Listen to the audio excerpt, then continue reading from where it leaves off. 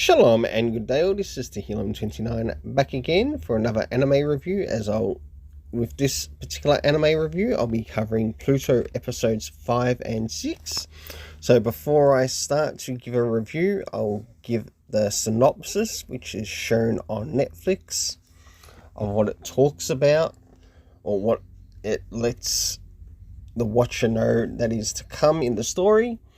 And after I read through that, I'm going to move on to my notes, to which I cover what I got out of both of these episodes. So for episode 5, it says, after delivering Adolf Haas to a safe house, Geshit looks into his past. Meanwhile, Hercules and Epsilon sense a mysterious threat approaching them. For episode 6, we have Geshit meets Abdullah in Persia, to which he to further investigate his case, but detects a lie. He inches closer to the truth when he encounters a robot child. I'll now move on to my notes. For the first part, or covering the first and second act of episode 5, to which both acts are around 30 minutes each.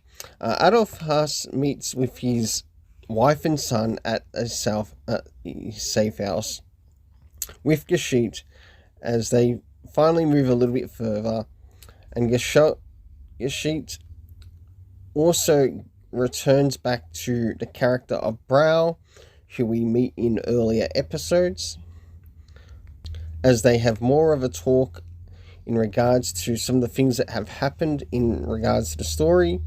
Whilst this is happening, we have an event to which we see somewhat a bit of a flashback around the character of Hercules and his past, and in the process we also have Hercules meeting up with the character of Epsilon, as Hercules goes against Pluto in the story, to which we eventually get the next death reported in relation to Hercules' death, and Epsilon is a witness to it in this event and occasion.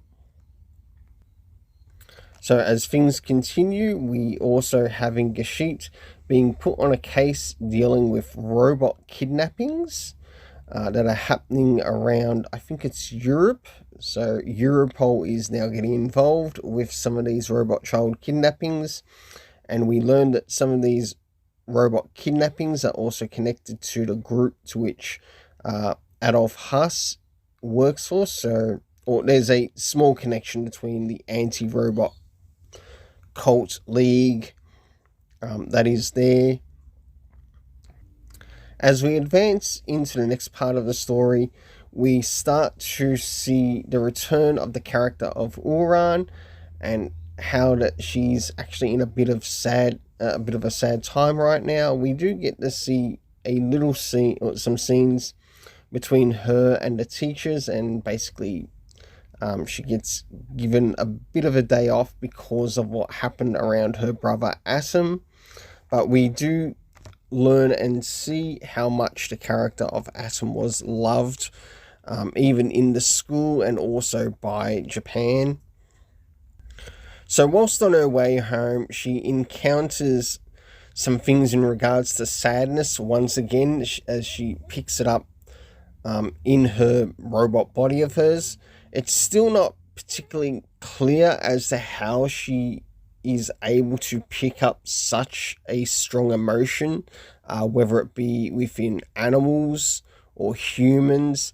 There's been like a small pulse shown in one episode, but I don't think it's actually enough to give the audience what it needs to understand about Uran's particular robot properties. So in the process, she ends up encountering 3 events along the way. One being a cat, next is a person who was wanting to commit suicide, and she ends up meeting basically a boy who's bullied, and he felt like that he didn't deserve to live, so he wanted to die. And she explains that, okay, she's not someone who's sort of like experienced those feelings, but she also shares of the death of her brother with that. She eventually meets up with a bit of an older man along the way who loses his wallet and returns the wallet, until eventually she goes to a place, or another place of great sadness, to which we end up going to the grave of Tobio Tenma, to which Tobio, aka Atom, is sort of like connected to within the story, and also the Astro Boy story, to those who do not know. In the process, we do end up meeting with Professor Tenma. We do get some flashbacks around the character of Tobio as well as Atom, so that was really good in seeing that being portrayed in the story. As the story continues, we see that Tenma is eager to repair and revive Atom, at all costs in the story. From his lab, we end up meeting one of the other professors, to which the robots see what he's doing with his project. We end up seeing a little bit more happening between Tenma's past with Tobio and Atom, to eventually we learn a little bit more of the truth around the situation. And last but not least, we end up having Hoffman meet up with Epsilon in this particular story, as he also starts to attend something in relation to him, and they have a bit of a, because of Hoffman's life being in danger, there's also a threat at hand in regards to sort of like what happened to Hercules, and he's sort of like taken to a safer place once again. Jumping into episode 6, covering both acts 1 and 2, which are roughly 30 minutes each. Gashit returns to Persia, to which he continues his investigation, to which we end up meeting with the character of Abdullah, and we learn that he's a part of the science division. Whilst in Persia, he ends up meeting basically with a flower seller, which is a robot of sorts, and he learns of a bit of a character by the name of Goji, and he learns that Goji isn't who Goji is, and that his actual name is Sahad. Through that, we get a little bit more in regards to the character's background, as that character's background is investigated a little bit further. Whilst in the process of this episode happening, we have Abdullah attending a funeral of Epsilon's creator, and he has a bit of a talk with him. And in the process, Epsilon also finds Wasili, to which he brings up the word Bora. But we'll soon see why this character is here and why he's also so important to the story. Whilst these turn of events begin to occur, there's an event that happens with the character of Hoffman, as he's in turn taken hostage. And whilst he is taken hostage on Gashit's investigation, we see basically a bit of a ransom. You release our hostage, we will release yours.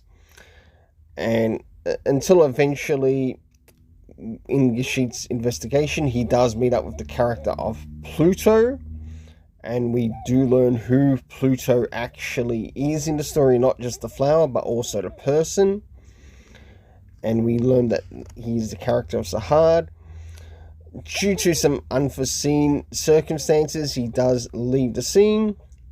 And one thing I must point out is that this sort of feels like it changed some things from the manga once again. And by the way this was approached in the manga, I do like what they did in relation to Gashit, to which he died at the hands of Pluto, where with this one, they changed the way of his death, and I'm not going to give away how he dies here. Upon reaching the end of the episode, we end up seeing the character of Helena, who finally has her trip to Japan. She meets up with Hoffman and Professor Okonitsu. Forgive me for butchering that. And that's sort of like where the story ends. Oh, and then she also catches up with Dr. Tenma, to which Dr. Tenma shares that it's okay for even robots to shed a tear. And that I really liked in the story. Moving into the afterthoughts of this, we got to see quite a number of characters in this and how they took place. One thing I really want to bring up in this is I didn't quite like the way they changed the story towards the end here, especially in the last episode that I'm reviewing in this, and that is episode 7. I enjoyed it more when Gashit died at the hands of Pluto instead of at the hands of someone random. I will not say who, but it is someone that he meets along his journey. Now it's time for the rating of these episodes. For the main characters, I give an 8 out of 10. For the supporting characters, I give an 8 out of 10. The soundtrack still remains good, an 8 out of 10. The animation still remains good, 8 out of 10. But in regards to the area of the story, I was really hoping of bringing this up to an 8.5, but due to the changes between the manga and the anime, especially what happened here with episode 6, I'm afraid it loses some points for me. And as much as I really don't want it to lose some points, it's gonna have to happen anyway. But does it still get the main point of the story across? That is the next thing that will probably be brought up once again once I cover episodes 7 and 8, and also the last video, which will cover the overall review and rating of the series. For the story rating, I gave it a 7.5 out of 10. I don't know. Things, of course, for the ratings are subject to change, like at the end of the series. Until then, let's keep it colourful and have yourself an awesome day. If there are some elements that you enjoyed in these particular episodes, please bring it up. Please talk about it in text. Please talk about it in the comments. I'd love to hear what you enjoyed in these episodes, and if you feel it was necessary for certain changes between the manga and the anime to happen. Personally, I think there should have been more creator hands-on just in this particular episode because it felt like it really needed it. Until then, let's keep it colourful and have yourself an awesome day.